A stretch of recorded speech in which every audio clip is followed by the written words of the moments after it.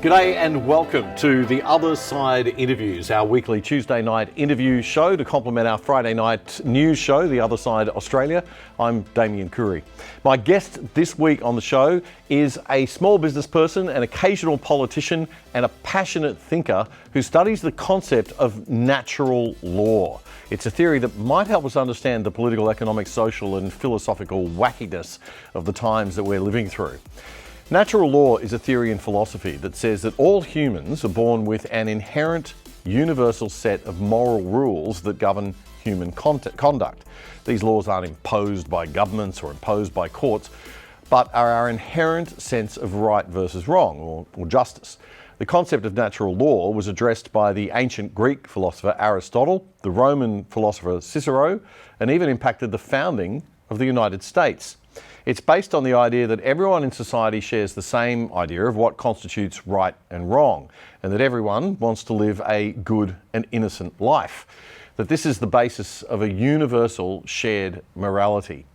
Part of natural law involves natural rights, such as those expressed in the United States Declaration of Independence in the first paragraph, written by Thomas Jefferson. We hold these truths to be self-evident that all men are created equal, that they are endowed by their Creator with certain unalienable rights, that among these are life, liberty, and the pursuit of happiness. Rob McMullen, welcome to The Other Side Interviews. Thanks for having me. Good to have you. Rob, basically, that was a definition of natural law. What is the definition of natural law that you hold as somebody who's involved with the Natural Law Institute? Well, interestingly, the first thing I could say is I'm pretty sure the original quote from Jefferson was the Lockean version was life, liberty, and the pursuit of property. Pursuit of property. I'm pretty sure, yeah. Right. Yeah. Okay. Yeah. And they changed it to happiness. Yeah.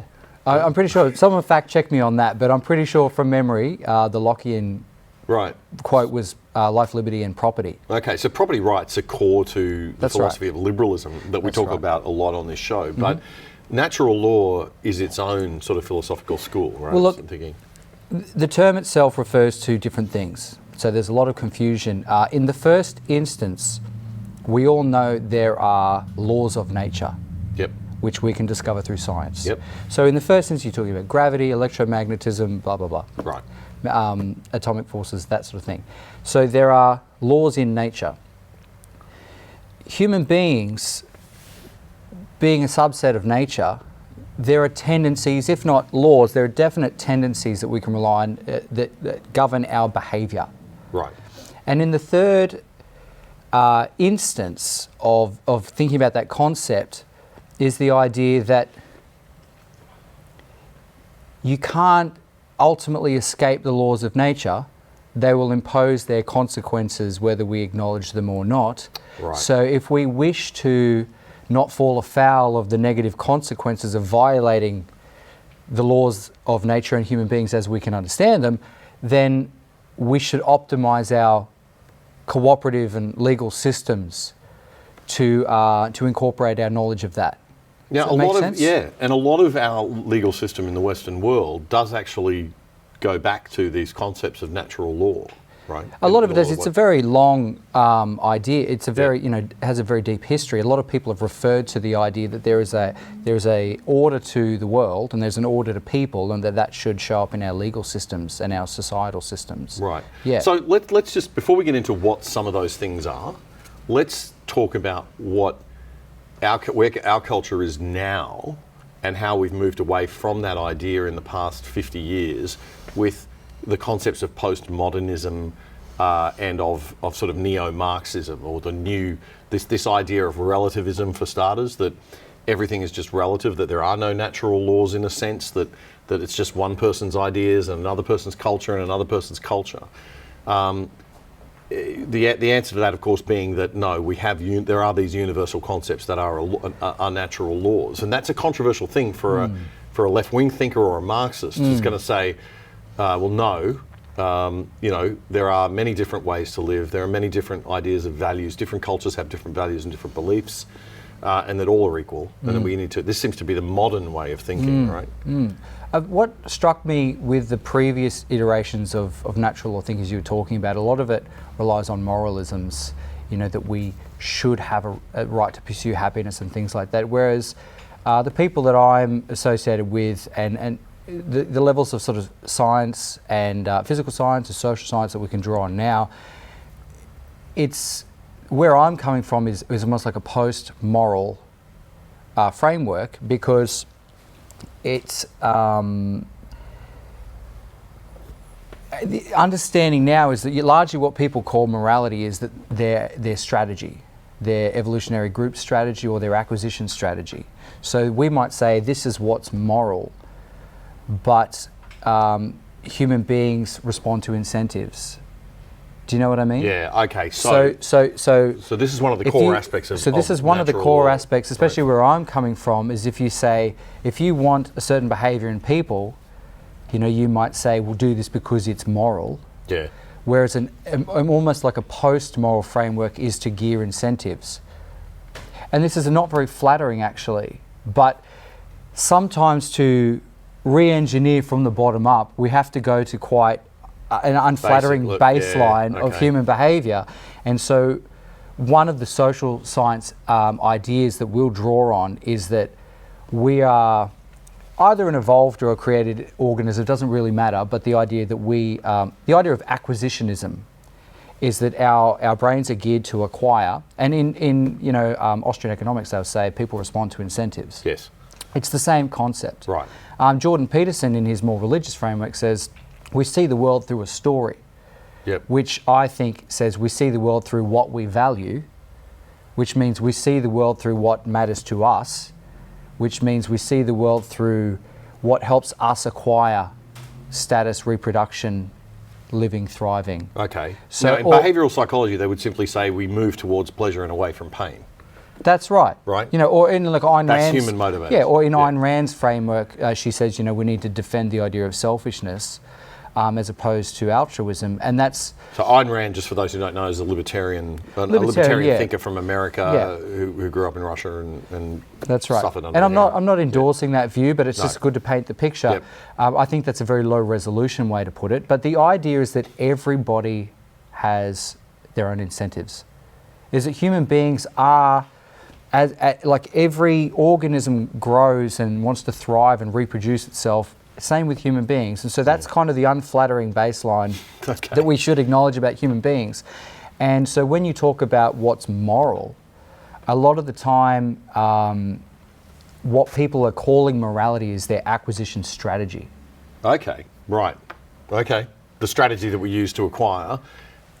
But the morality part comes into, like, it's this complicated idea that, selfishness, like, as you said, as Ayn Rand said, selfishness actually is good in a way because it drives people to behave the way they would naturally behave, and that through that desire to get the best outcomes for myself, I take care of the collective, right? So it's not an anti-collectivist idea in that sense. It's basically saying that the best outcomes for the collective occur when I focus on my needs. Well, look, but hang on, that's libertarianism. That is a lot of people criticise that, obviously, because, well, no. I mean, you can act very irresponsibly for your own needs and your own, but then I suppose someone else would say, well, that's not you acting in your best interest, really. You just think you are. Yeah. Right? Yeah. Well, see, that's what I talk about. That's what I say when you were referencing, even Aristotle, Jefferson, Locke, and the other thinkers along these liberal lines. Thinkers, yeah. A lot of it is very low resolution, and the good news is we actually can do a lot better now in terms of redefining what's going on here. So I used the idea of selfishness with Ayn Rand just to talk about acquisitionism, but really at the end of the day, reciprocal exchange is what is moral. So it's not immoral to be selfish, it's immoral to fulfill your incentives at the expense of someone else's. Right. And once again, I'm still kind of moralizing a bit there, but the more of a scientific natural law thing is to say the most profitable interaction between people is reciprocal win-win cooperation. Right. And that's what the liberal tradition did have right. And you know, the British modern state, you're talking about the Anglo-libertarian thinkers from Britain, is the idea of markets, is because they did have this idea of voluntarism and interacting in a market, and it does create wealth. It does create prosperity. And so once again, to tie this back scientifically, one of the big natural laws that does exist is the idea of entropy. This is getting pretty deep, but I personally find it fascinating. Yeah, we're up for deep. You're up for deep. Well, you know, it's not a 10-minute segment, so let's go there. Right, let's go there. So inherent in nature is the idea of entropy. Right. And it is a force that is always creeping up on us. And so we don't live in a steady state. We need to outrun entropy. We need to stay ahead of it. And so just explain what entropy is for people who don't know. It's basically things fall into bits. Things fall into bits. Naturally, over time. If you leave everything alone, it's not going to be there when you go back. It's the natural decay in the universe. It's my teenage daughter's bedroom. That's right. Falling to pieces. But it's my grey hairs coming out. Yep. It's me leaving the world to my children because I've entropied and passed on. You know? Right. Okay. So we live in a world of entropy. It's a lot of the idea of time-based breakdown. Decay. That's an inherent function of nature. Okay. We can't escape it. Right. So what human beings do is cooperate to create excess wealth or excess resources to enable us to outrun that entropy. Right. Now, this is interesting because it's not a question of cooperation versus individualism or collectivism versus individualism, right? Because the cooperation has to be there. I think our current political debate sits inside that, where it's kind of like left versus right. What's the best way to cooperate? That's right. And the right say, well, the best way to cooperate is laissez-faire, free market cooperation, where you have small government, low intervention, you don't get involved in the market, just let people do their thing. And the left says, no, the best way to cooperate is for a few of us to sit up on top and tell everybody else what to do. That's right. That's right. Yeah, and that's the conflict that we have at the moment. But you're talking about given that conflict, beyond that, the reality is we live in this entropy bubble, and we're all in it, whether we like it or not. Right? That's right. Okay. So, you know, can you get out of it, Rob? This is the question. I want to get out of this entropy bubble. Well, look, what people like myself and others have generated is that once again, getting back to the ideas of like acquisition of, are we selfish? Are we members of a collective? Whatever. At the end of the day, win-win cooperation is the most profitable interaction that we can have, that it's going to allow us to find market opportunities for greater efficiencies, create that excess wealth, which really in scientific terms are talking about we are living organisms that are trying to capture excess energy to further insulate ourselves from that creep of entropy. Got it. Okay. You know what I mean? Okay. In the same way that if I don't eat, I will succumb to entropy. So me eating is a capture of energy. If I cooperate with other people and create excess food, that's a huge store of energy, which lets us further hold back entropy. Then if we do that civilizationally, we have an even bigger buffer between us and entropy. We have a bigger buffer between us and nature's laws that we can't change. And so once again, instead of just trying to moralize and say, well, this is right, this is wrong, it's incorporating human incentives to optimize our systems of cooperation so that we can capture the most energy, we can capture, create the greatest buffer between us and that baseline of nature's laws that we really don't want to come up against. And so at the end of the day, it's not really whether, I'd be happy to not really ever have a discussion about individualism versus collectivism ever again. Right. Because I feel like it's low resolution to the point of being silly.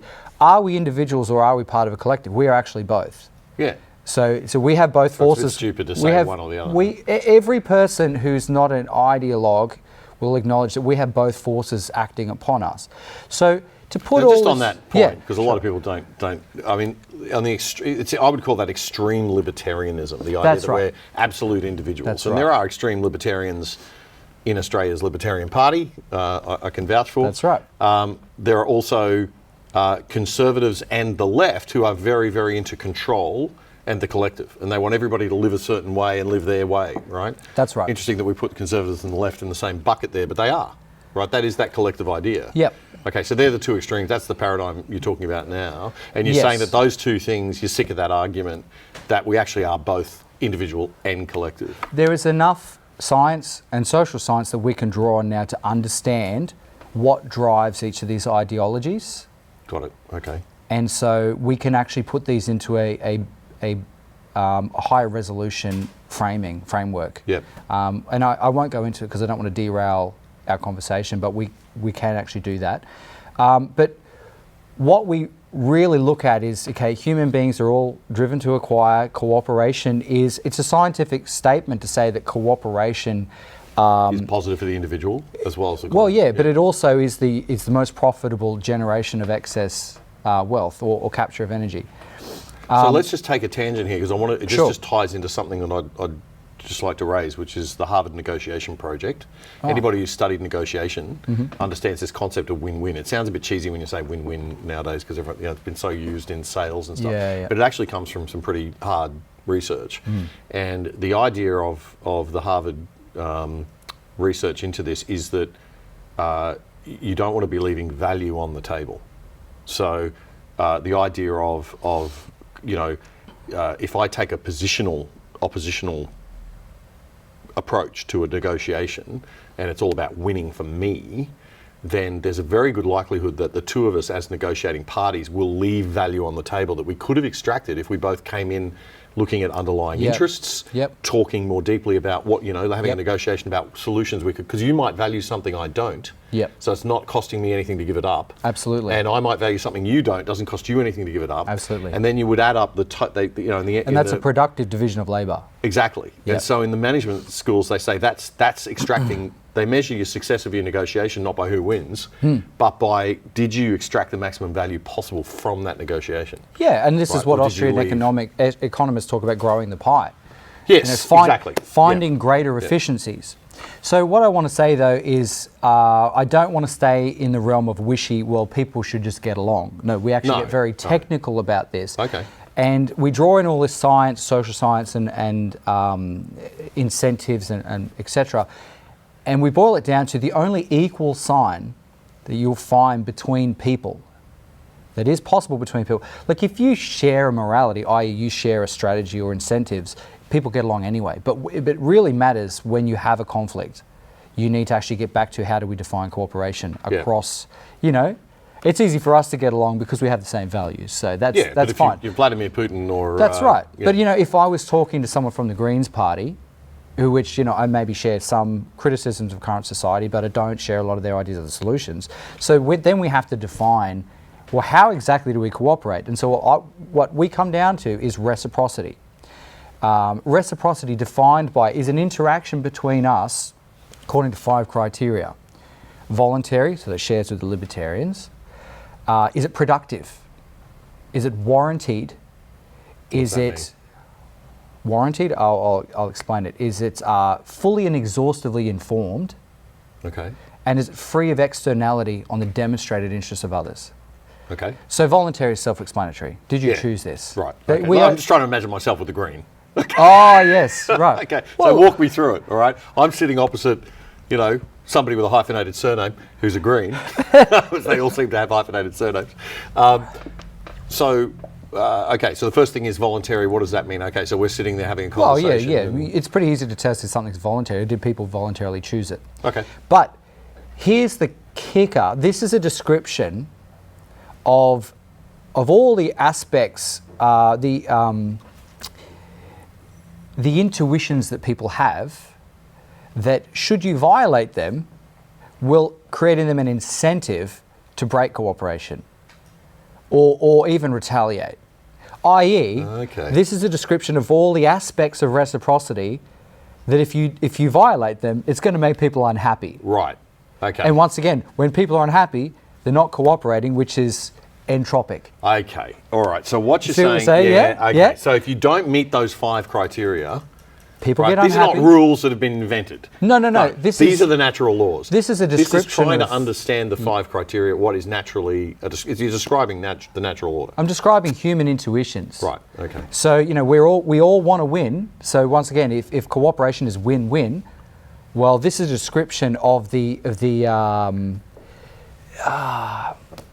elements that come into, that humans will intuit, that will constitute a win for them. Okay. So let me just give some concrete examples. All right. We understand voluntary. Yep. Productive is, as you said, is in an interaction, are we creating a surplus of value? Now, there's actually a YouTube video of a very famous libertarian who overtly defends the idea of blackmail. Yeah. On the basis that it's a voluntary transaction. Because as you know, these extremist libertarians will boil things down to, well, as long as you don't violate physical aggression, the non-aggression principle, as long as you're not enacting physical aggression, then it's voluntary. But what that actually does is it actually licenses all forms of passive aggression. Yeah. You know? So they hone in on this one thing. So he defends... Well, the left would say coercion. It licenses coercion. That's a whole other story. But yeah, but non-physical coercion. Yes. And there's social coercion, there's emotional manipulation, all these other things. Okay, so we have to be mindful of those That's things. right. Yeah. And so the second category of productive, and so what that would be violated by blackmail because the other person isn't responding to an increase in value. They're escaping your imposition of a negative value. Yes. So it's, you might be profiting, but I'm losing. Yes. I'm paying you to stay where I am. Right. So you come and you say, well, I'm going to publish these pictures of you and your mistress or whatever. If you do that, I have a decrease in value. But if I've never heard from you, I'm no better off. Yeah. So you're actually profiting at my loss. Right. Got it. Whereas Okay. the category of productive is we're both better off. Yes. So that's why I said if you look at this sort of theory... So that would knock the libertarian extremist, I should say extremist libertarians. I've got a lot of Liberal Democrats or Libertarian Party people who watch the show who might get offended by that categorisation. So let's just be clear. That's an extreme libertarian position. Absolutely, that blackmail would be okay. You're saying it's not okay, not because of some moral creed written down in the Bible, but it's not okay because it violates that idea that we're not productively moving. It's not a win-win, it's a win and a lose, and it's a negative. It should be empirically testable because, once again, we're going as scientific as we can. Do human beings empirically feel happy about being blackmailed? No. No. Well, why? Well, we've just described why. Right. Okay. Because it's an imposition of a cost. They're paying. They're losing a value just to escape a negative imposition. Yes. Yes. They're not being... No, you're taking me to -10 and then bringing me back to 0 if I pay you. That's right. Yeah. So you're profiting at my... So I wish I hadn't have met you. That's right. That's right. Yeah. That's right. That's right. All right. So that's number 1 and number 2. We've covered voluntary, productive. And productive. Okay, it's got to be productive, not. That's not right. eroding. Warranted. Third is warranted. Warranted. Well, that's not really a hard thing. What is a warranty when you buy a product? Guarantee. It's a guarantee. If I buy a car and I drive it out of the driveway and the wheels fall off, well, I should have some degree of warranty. But in any transaction, it's just the same idea. Is there any demand on say, a green that says, if we transition to renewables, you'll have cheaper, more plentiful energy? Do they have to warranty that statement? No. If you take this vaccine, you won't get COVID. Exactly. And so that's an issue of warranty. Are they able to provide restitution in if the outcome isn't achieved? Well, if their transaction, the transaction you're having with them, falls short of what they should warranty? Okay. So the value basically takes the value that you're offering in the moment and says, I commit to that value over time. Yeah, it's saying if you suffer any negative value as a result of dealing with me, can I provide restitution to you? Right. And so that alone there knocks a lot of sacred cows out in our current political landscape. It sure does. The makes you one. realise how much our political landscape is in that direction, right? It's For me, when you actually really get down to the nuts and bolts of cooperation and reciprocity specifically, and how much it's violated, it's not a surprise why we have the levels of societal unrest that we do now. And this is the concern, right? It's where this is going to lead, this That's unrest. Right. That's right. And we're not noticing it. Let's come to that after That's we get right. through all five. Sure. So we've done voluntary, productive, warranted, what's fully and exhaustively informed. Fully and exhaustively informed. Okay. That's right. So there was an article going around on Twitter, which I commented on, about a lady who was complaining about her levels of HEX debt. Okay. Because she'd gone into... For our international viewers, HEX debt is the Australian government debt for tertiary education, for university education or college education. University debt, yep. Or if you're an American, college debt. College debt. And she had, I just read this article, and she had done a music degree and then decided to change to a Masters of Divinity. Okay. Whatever that is. I'm not. It's a study of theology, but it's a study of God, isn't it, or theology? Well, I mean, if you said theology, I would understand. Right, yeah, but yeah. Sure. Anyway, so I made the point: are young people fully and exhaustively informed about the contract they're entering into when they undertake a university debt and the prospects of the market for every degree? And so I said, if you want to warranty and fully inform the service that you're selling and profiting from, imagine if a young person came and said, I want to do a degree, and the university published, maybe valid every year, a industry economic returns index. Which they do, actually. Do they? Well, some of the MBAs do it. The MBA schools tell you, this particular MBA school moves people's annual salary from X to Y over a period of time. Well, that's a great idea. So that's, and they rank them according to that. Absolutely. So.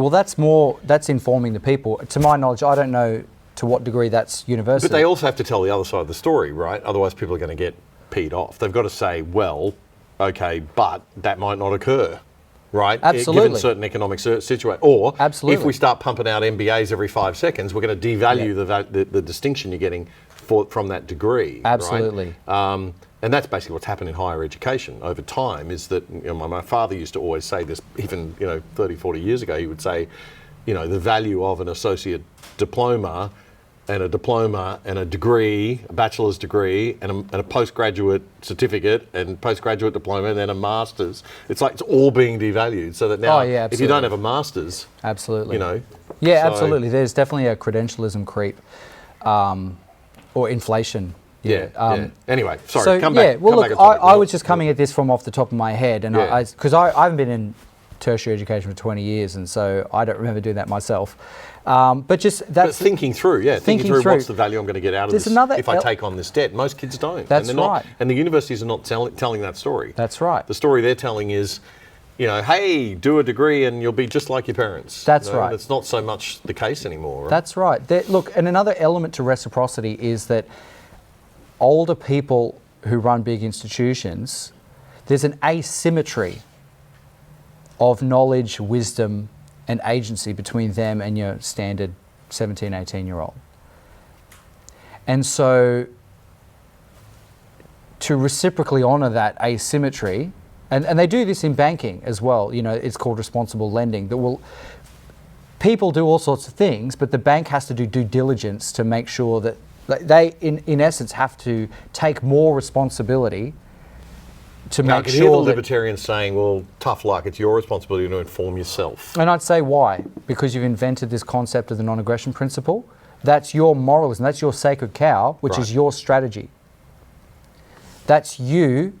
Yeah, holding on to that ideology. Because it suits you, that's your strategy. But the reality is, those stakeholders, those people are going to be upset. And it's the natural law that creates that upset or that feeling of injustice or that feeling of being wrong. Yeah, be empirical about what makes people feel like they haven't been cooperated with, honestly. But look, I've worked in public relations, right? And we divide everybody up into stakeholder groups, and then you sit down with all this, you try and get as much positive cohesion as you can, negotiation, all that sort of stuff to try and understand each other. Yep. But you're going to get situations where one person's view is completely diametrically opposed to the other person's view, and they're never going to agree, right? So someone's always going to feel aggrieved to a certain extent. Correct.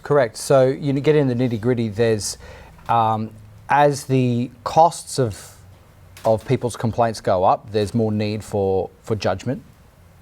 You know, if it's a minor dispute, it doesn't really need to go to a court or anything. Right. And also too, just because there might be some areas that are hard to figure out doesn't mean we can't also try and look at a more high resolution framework. Yeah.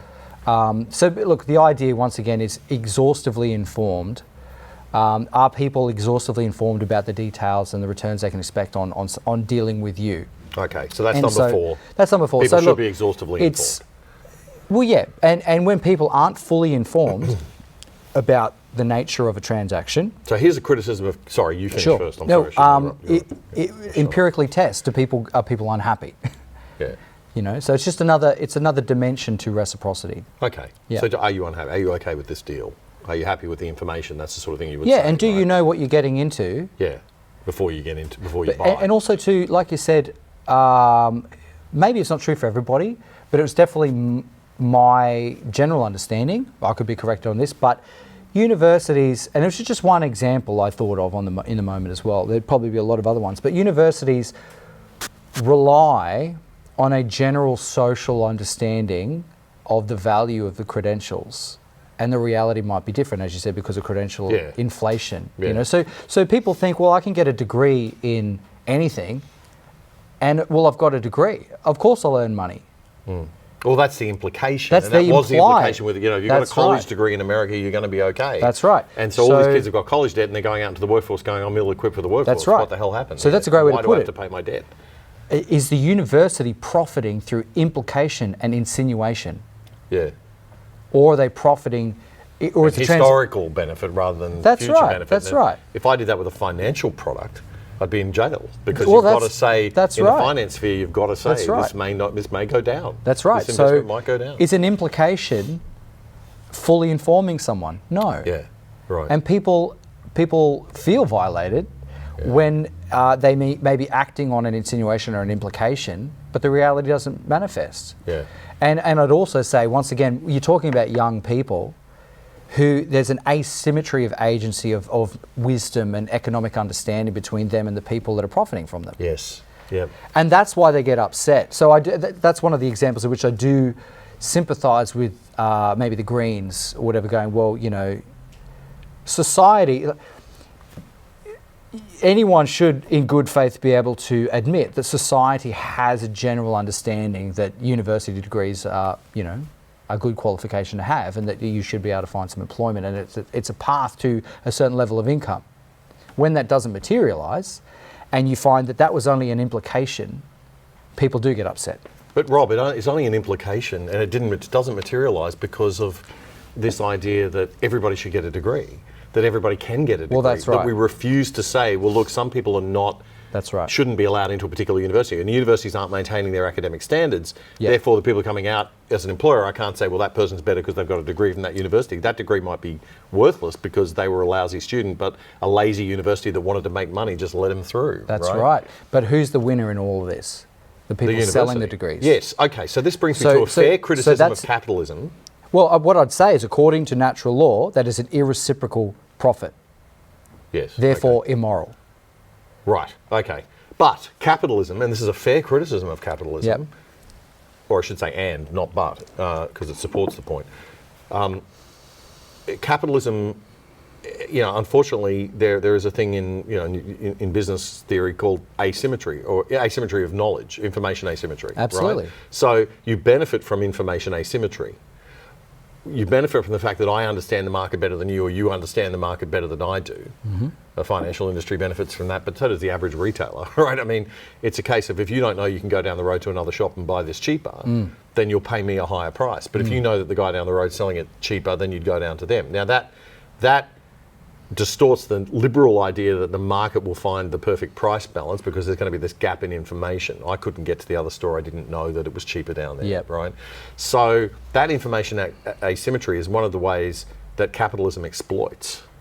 Yes. And it's one of the things that people do get annoyed about, right? It does. It does. People don't like that about that. No, and that's the natural law part. That's right. Well, it tests people's then, intuitions because, once again, another way to say what I'm talking about is the science of cooperation. And you know, we want to make this empirical as much as possible. We'll just empirically test these things. Are people happy with that? So there's always, people always make their little wins. There'll be little, asymmetries of information, and people may get a win here. And so at a small scale, it's probably not a big deal. But when you're talking about a young person hitting 21 with $80,000 in debt because they've been acting on implications. Yeah, there's a moral question. Well, there's. I've used gone back to morality. That's right. That's right. They're going to be pissed off. They're going to be. It's going to create in them an incentive to retaliate or to break cooperation at the very least. They're going to be unhappy. So what you're doing is it's actually quite kumbaya when you think about it. Is we all have to get along, but this is the rules of getting along, so that it's better for everybody. But human beings, as you talk about acquisitionism, we love to break the rules for our own little benefit when we can. But a lot of people won't do that if you make them consciously aware that that's what they're doing. Yeah. And for the ones that will still do it, well, we need this. Well, they're going to get caught eventually, and then that's going to have an implication. That's right. That is not in their self-interest. Eventually. If it's encoded in law. If it's encoded in law, which is why we need laws, and we can't leave it to. Absolutely. Right. Absolutely. Okay. So, what we're talking about too, the science of cooperation. We're talking about the science of natural laws, natural limits, nature's limits that they will impose upon us if we violate them too much. Laws of human beings and our behaviour. And ultimately, it's like, can we upgrade our law and our systems of cooperation to by better understanding these concepts, which gives us that higher resolution view. That's right. That's right. To minimise the negative incentives with people feeling unhappy, which is actually funnel people back into cooperation because it's profitable. Yeah, it's good for everybody. So number 4 is the information having fully and exhaustively informed. Fully and exhaustively informed. Okay. Yep. Number 5. Free of externalities on the demonstrated interests of others. Okay, now externalities is an economics concept. Yes. Right, the idea that there are always, it's also a concept of governing and trying to make sure that, which our politicians don't abide by a lot, which is that they tend to, it's whack-a-mole for a lot of politicians. I just don't want to see that problem in the newspaper and in the media anymore. Yep. So I'll just introduce these laws and regulations and we'll solve that problem. Bang. And then they don't think about all the unintended consequences. Absolutely. Which may include externalities, which in the economics definition means, well, I think the simplest example is pollution, right? Yeah, secondary effects. Yeah. So you're creating a product or a service, but you're pumping toxic chemicals into the air. Absolutely. And it's having a negative effect on people, and you're not paying anything for that. Absolutely. There's no tax. So tell me more about that. Well, I mean, from the natural law perspective. Well, once again, in cooperating with people, are you creating externalities? You both might profit, because we've talked about me interacting with you voluntarily, productive exchange with you voluntarily, a warranted exchange, a fully informed exchange with you. Free of externality. Yeah, but is it creating, are we both profiting at Joe Bloggs' expense? Yeah. And creating externality for him? And once again, that any of these things you could talk about its manifestation in society till the cows come home, but that's just the basic idea. Yeah. Okay, so it gives us a framework. These natural law principles. That's right. We're identifying them, we're saying what they are from observation. We're not imposing any kind of moral, we're just saying if these 5 things aren't met, people are going to get cranky. Yeah, that's right. And that's the key, right? That's right. That's right. Because crankiness causes WAR. It does. It does. You look. And RIOTSs. That's right. If you make people cranky enough. Yeah. And prior to 2020, it might have been sounded like a little bit extreme, but overseas, I've seen a lot of that. Even in Australia, absolutely. People. Why do people RIOT? Well, because their demonstrated interests have been imposed upon to such a degree that they're incentivized to do it. So once again, science of cooperation isn't about you should, because that's what the right thing to do is. It's like it's a you've got to, because these are the lateral laws. It's gearing incentives. Yeah. For people. Oh, right, okay. Yeah, so it's the incentive incentives. is that you get to stay in government if you listen to the people. That's right. And I think so we look at totalitarian government like China, where it's, the people of Hong Kong have risen up, they're out on the streets, or the people in mainland China in some often cases. You just don't hear about it, so they suppress everything, so you don't hear about it. Shut down the news. That's right. Shut down the information sources. That's right. Just pretend it's not happening. Cover everything up. Yeah. Shoot the people involved. Do whatever you have to do to kind of go around and arrest people as they are doing now. Yeah. And we see that it's not just China. We've seen it throughout history with every totalitarian government or every authoritarian government. That's not going to win you long-term success, right? Because you're going to create this incredible upset, and then you get people who've lost relatives in conflicts and war and unjustly, and then they live their life to get revenge. And, and so we have all the problems that we have in the world. Absolutely. The Anglosphere, well, the British created the modern state. Yep. And something we don't acknowledly terribly. We don't acknowledge, but we should. That's right. It's just for a moment now. We'll have a moment of appreciation and a welcome to the modern state. Yes, yes. Thanks to the Queen. Thank you, Your Majesty. And so you look at communist regimes. Once again, you said with totalitarianism, does it survive long term? I'd say in a lot of ways, this authoritarianism it violates people's incentives so much that, they're incentivized to drag their feet, to war against you, to undermine you, whatever. China went more capitalist and it got richer. And now it's going more authoritarian. Let's see where they are in 10 years. Well, they're ahead of India at the moment, but they'll be behind India. There's always a lag, but look, at the end of the day, there are those people who would rather rule in hell than serve in heaven. And that's what authoritarianism is like, I'd rather be high status in a country that's not doing as well as it could than be lower status in a thriving country, And so the idea, according to theory, is that there will be consequences according to nature's laws that will catch up to you eventually.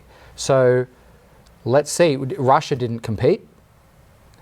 The Soviet Russia didn't compete with America, because what I'm talking about is a continuation of Jeffersonianism and Locke and It takes a lot of wisdom, intelligence, foresight, patience.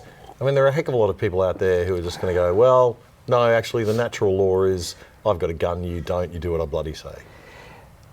The incentive for those at the top who their profit is driven by having a functional, thriving society. I mean, this is an argument for monarchy as well, or even just a government of people who are governing for the best interests of the country, and everybody shares that view. I think everybody does want that. This is where I disagree with you. I think people don't. I think there are certain small groups of people who don't want that. Small groups. I know it might take revolution, but that revolution could take 50 years, and there might be a lot of dead bodies around in the meantime, right? Small groups, absolutely. Yeah. But in general, what do people want? Do people want the rule of law? Do people want to live in a thriving society? And are there enough people like us who have these conversations to get in the positions of saying, well, look, this is how we facilitate cooperation for everybody's benefit? And, I think in the COVID, this is what I talk about, the Anglosphere creating the modern state, and the Western world is quite good at building these commons. And it was a weaponization of that in the COVID thing. We do have this, well, it's good for the it's good for everybody. And there are manipulative forces now that will weaponize that. But the tendency, a lot of people still do resonate with the idea that, well, this is how you act. You run a business, you interact reciprocally with people, and it's for the greater good. If you go talk to a lot of people, it's still a pretty common sentiment. But once again, I'm talking about nature. Well, and I think you can credit, the British Empire and the Anglosphere for that to a certain extent, but that was built on top of Greece, Rome. Absolutely, yeah. So it goes way back. I'm sure that there are philosophies in the history of China as well that in the East that would have been similar. Absolutely, and the Middle East, of course. And look, I don't want to moralize, because once again, we're just trying to keep it as scientific as possible. But you could see Mao's revolution in China. Well, how did it work out? Is China it's doing well for some people? Worked out in tens of millions of people dying. That's right. At the hands of their own government. That's right. So at the end of the day, the most scientific thing we can say, good, the most scientific thing we can say about it is you know, there are going to be consequences. If you don't want those consequences, don't violate reciprocity. And, you know, you might look at our society now, and I think that the reduction in our cooperative capacities, the reduction in our capture of energy, the entropy that we feel, that people like us probably intuit creeping in around us, is us falling under those same forces. We're dealing with those same ideas and those same forces ourselves now, and we can actually feel, well, there's a lot of societal upheaval. You know, you had Campbell Newman. I watched as a primer for this show. I really like Campbell. He's a great speaker, He is, yeah. a great guy. And he said, you know, I don't want to be in politics, but he is the embodiment of what I'm talking about, is that there is an imposition against what he sees as cooperative exchange and blah, blah, blah. Yeah. And so he's like, cool, I have to divert my energy away from producing to defending. But then he doesn't get the votes to get in. I mean, he's out there saying, I'm going to, you know, and there's all these forces working against him to bring him down, and yeah, it's pretty depressing. Well, look, once again, I mean, if your society can be convinced to commit suicide, then I could say that it's wrong, but it's me saying it's wrong is not going to change the outcome. Yeah. Because once again, like, no matter what we feel or what we say or what we wish to be the truth, nature will impose its limits at one point or another. See, I lived in Hong Kong for 16, 17 years, and it's now part of China, right? And it struck me that the Chinese, as a people and as a culture, are some of the smartest, most pragmatic, sensible people on the planet, right? And it would seem to me that had someone sort of been able to talk sense to the Communist Party, and said these sorts of things, I mean, these are the natural laws, that they would actually seize on that and use it and do good. But, and that's sort of what they did in the 80s and 90s, and now we're seeing the reversion back, unfortunately, to the authoritarian old bad ways. Well, that's right. But we might see that this might just be the last hurrah, and we might see it all swing back again, harder and stronger soon. We don't know, but once again, if I'm representing an analysis of natural laws, if China's totalitarianism had them outcompete us, I wouldn't like it. It wouldn't be my preferred outcome, because I'm very much like a cooperative British guy. But I would have to say, well, okay, that's empirically what happened. I think it's not what's happening. I think they only outcompeted us when they started to adopt the philosophies of free market liberalism and capitalism and open up. That's right. And then they benefited, gotten arrogant, and shut down again. That's right. So, and this is the party doing this. And they also, now, India's got the free, but the converse of that is India, and India's got, I think they're now the most populous nation on earth. They've overtaken China on that, but their GDP is a quarter what China is. Yep. But they're a democracy. Yep. And maybe there are other factors at play here, but we also see incredibly smart people coming out of India. Especially the diaspora. Around the world. But I think you're going to see the rise of India in the next 10 years. And Australia obviously is banking on that to a certain extent. But when I saw Albo doing the deal with the Indian president, I thought, this is our move for India to be our new China. Yeah, of course. And I would assume it's because China decided to lie at the beginning of the coronavirus. It's a fact that they locked down internally, yet let flights travel internationally. So they chose to undermine. That's a pretty aggressive act in my... as far as I'm aware, that's the facts. I'm pretty sure that's true. But China and India are not sitting there going, oh, gee, we've got to win Australia over. I mean, they couldn't care less about Australia, could they? No, but I see that... We've got some minerals. I see that as a pretty stark declaration that they will cooperate with us for their benefit, but ultimately, if the opportunity comes up to not play fair, they won't. Yeah, and I think you go with the one you trust. That's right, and I see our relationship with China deeply damaged because of that lie, and I wouldn't be surprised if the thinking of the government now is like, okay, well, let's move to China. Move to India. Yeah, well, it is, I think. It is. And also, too, another thing... It's probably a good thing. Absolutely. Another thing, too, is the rise of China was, you could say, and this is, we can go off on these discussions all day, but, you could probably make the case that it was a lot of the businesses in the West breaking reciprocity by outsourcing all their manufacturing to China as well. Right.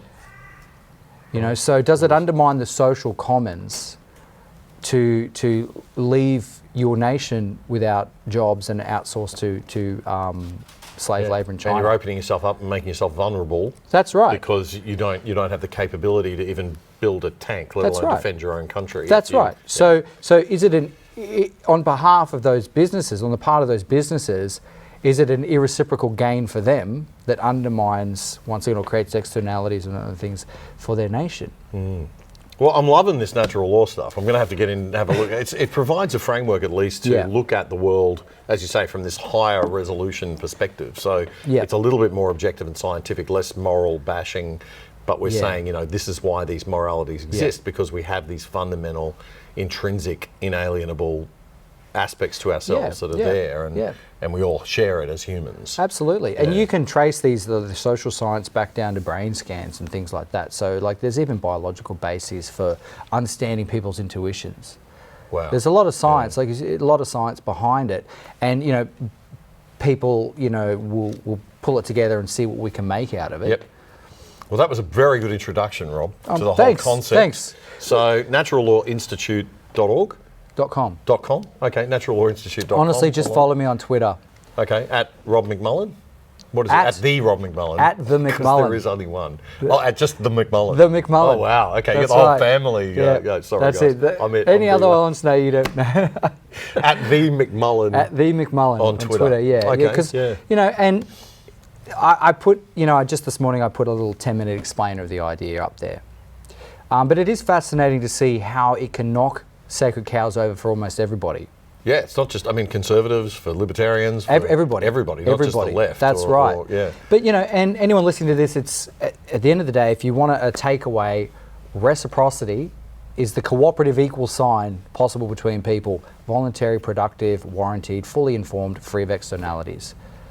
Perfect. Yep. Great to talk to you. Thanks a lot for your time, Rob. Really appreciate it. We have to get back on the show in the future. Anytime. All right, mate. Thanks a lot. Pleasure. Take care.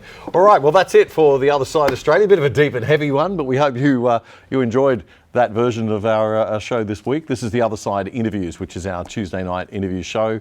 Do join us every Tuesday night. We stream out on ADH TV at 6 p.m. And then, of course, the show is up online for you to watch anytime you like. And it's also available on all good podcast platforms. And if you haven't already downloaded the ADH TV app, really recommend you do so on your smartphone or on your iPad or whatever device that you happen to use, but also on your TV, because we are available on all good quality smart TVs. So before you buy a smart TV, make sure that you are able to download ADH TV on it. Make sure you ask that question. And get ADH TV on your smart television as well.